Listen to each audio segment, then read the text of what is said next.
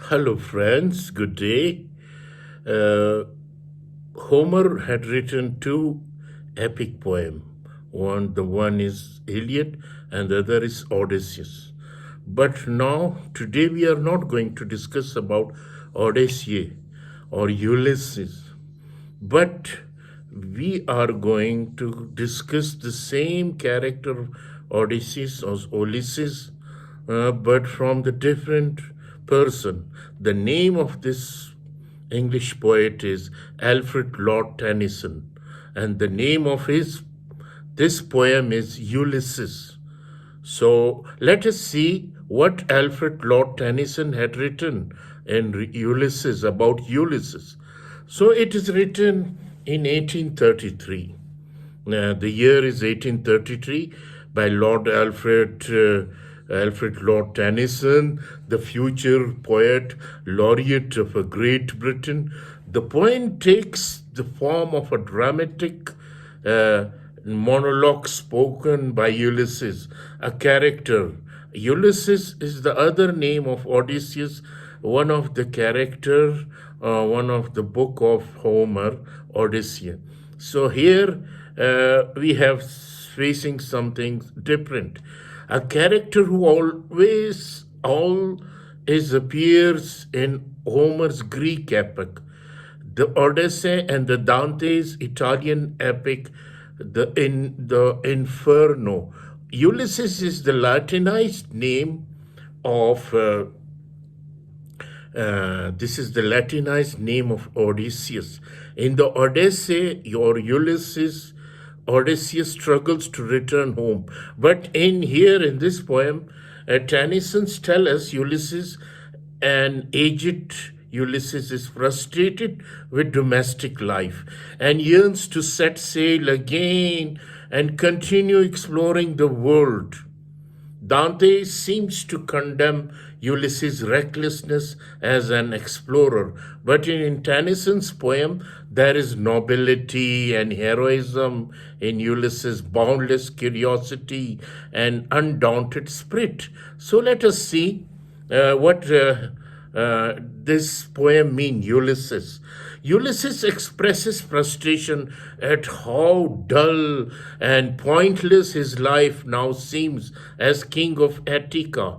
Trapped at home on the rocky island of Attica, his wife is old and he must spend his time enforcing imperfect laws as he attempts to govern people he considers stupid and uncivilized.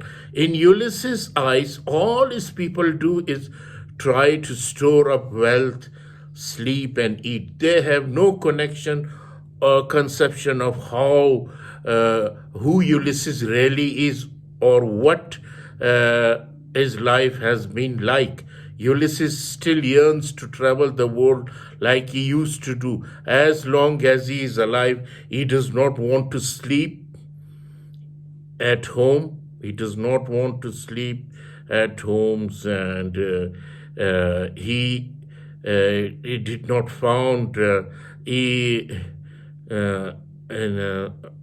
a pleasure in staying at home.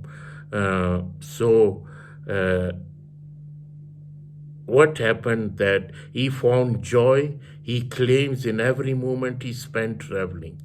Even at the times when he was suffering, he found joy both when he was with his faithful crew member and when he was by himself, both when he was an old and when he was sailing the sea through rainstorm.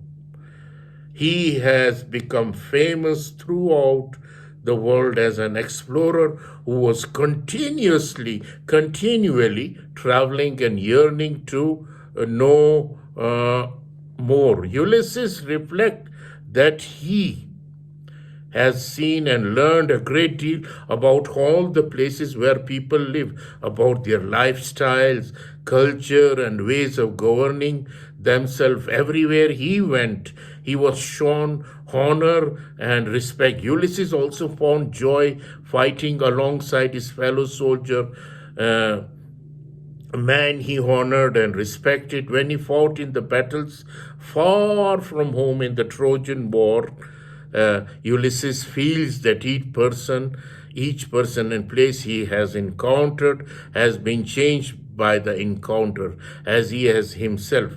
But all these experiences have not satisfied his desire for travel. Rather, each encounter has only with it his appetite to see more of the world. No matter how much of world he sees, there is always still more to see. And it is these unseen regions that he always tries to pursue. Ulysses exclaimed that it is boring and unsatisfying to stay in one place and stop doing the activity and defend your life, comparing himself to a sword that has been allowed to rust uselessly away rather than being used gloriously in battle.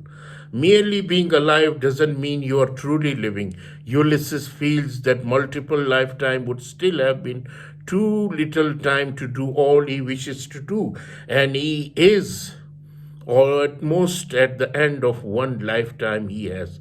Still, every hour that he has left to live before he dies has the potential to bring new opportunities for action. It would be disgraceful, he feels, to sit tight at home and just try to eat and stay alive for a few more years, when even as an old man his greatest desire is still to explore the world and keep learning more. He wants to go behind the limit of what humans have seen and known, the way shooting star seems to go behind the horizon when it falls and disappears from sight.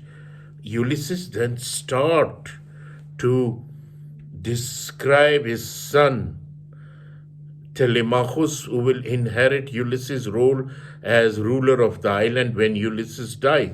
Ulysses affirmed that he loves his son, who is conscientious and thoughtful about how he will best carry out his responsibility as a ruler. With patience and judgment, Telemachus will work to civilize the furious wild people of the Ithaca and make them more gentle, and gradually teach them to devote their life to productive civic activity. Ulysses cannot find any fault in Telemachus, his son. He devotes his life to the responsibility of his role. He pays proper respect to his people and his parent. After his father dies, he will continue offering appropriate sacrifice to the god that Ulysses most honor.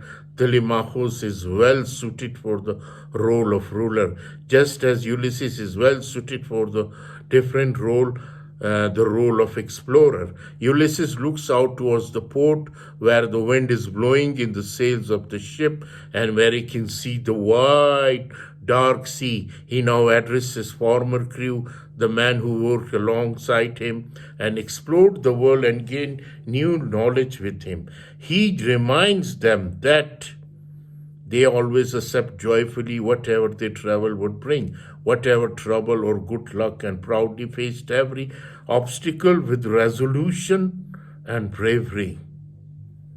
Ulysses then acknowledged that both he and they have grown older, but insists that even as an old man, they can still work, do hard work, and earn respect. Soon they will die, and their chance to do great deeds will be over. But before they die, they can still accomplish something heroic, something fighting for man that at once battled the gods. The people of Ithaca are beginning to light lamps in their homes. Night is falling, the moon is rising in the sky. The waves of the sea are murmuring almost as if they are speaking to Ulysses. Ulysses urges his crew as his friend to join him on one last voyage. Even now they are not too old to explore some unknown region of world. He invites them to board a ship, push away from the shore the man, the oars, as they can beat the waves. So because Ulysses still has the goal of sailing horizon as far as he can see, before he ultimately dies, he acknowledged that the waves may sink their ship, but they may also find their way to the where the souls of the blessed go after death. There they might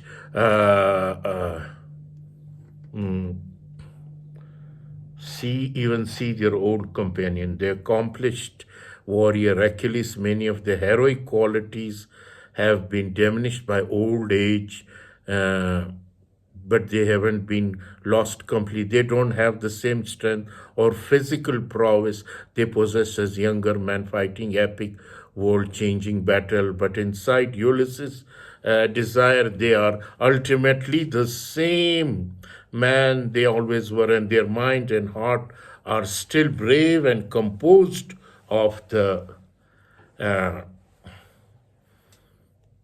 face of danger and obstacle. Their old bodies have been weakened by old age, something all human beings are destined to face, but their spirit are as far as strong as ever. They remain determined to work hard, to pursue their goals and accomplish them, and to never give up. So there are many themes involved in this poem.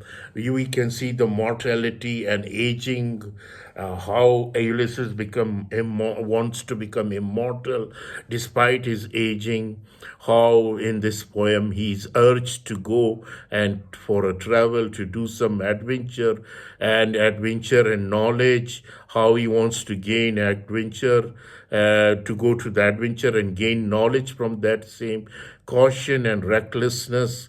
There are many themes involved in this. Heroism is also perhaps involved overcoming limitation. So, ladies and gentlemen, this is the Ulysses of Alfred Lord Tennyson, not the Odysseus of the Homer, but here the hero are the same, but the themes are different. Thank you very much.